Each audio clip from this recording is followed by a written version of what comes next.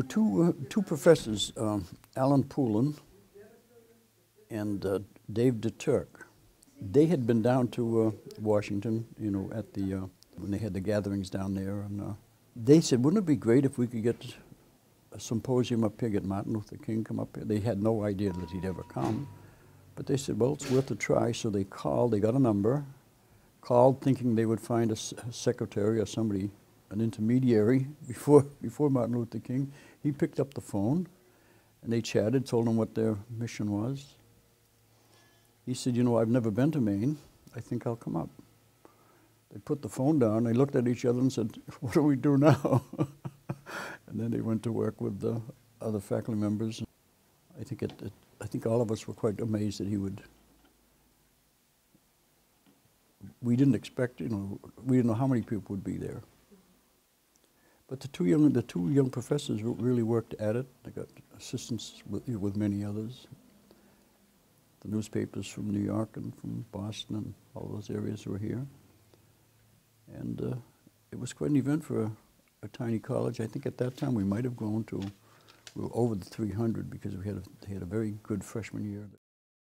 My husband came home that night after work and he said, "I want you to come tomorrow because Martin Luther King is going to be there."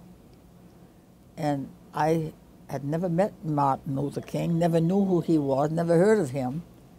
I said to my husband, I said, "Well, I can't go. I got 7 girls here. We need a babysitter." And he says, "But I want you to go." So he got a babysitter, and he paid the babysitter $35. And I was like, "Oh, that's my whole week's groceries."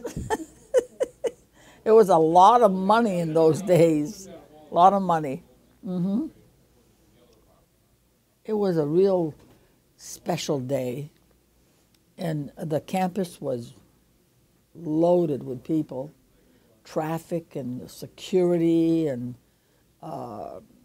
state police, and people from all over the state of Maine came.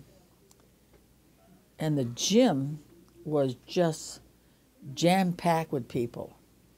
And they were outside. I mean, they couldn't all get in there because the gym was very small.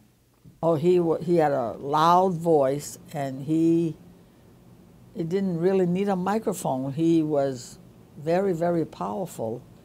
It just, people were listening to every word he was saying. His talks were, they were just moving. And the students just didn't miss it. For those 3 days, they were in the tiny gym that the thing was being held in. You know, I felt that he was somebody special. That the information that he wanted you to receive, you received. The way it was presented, the ardor with which he spoke.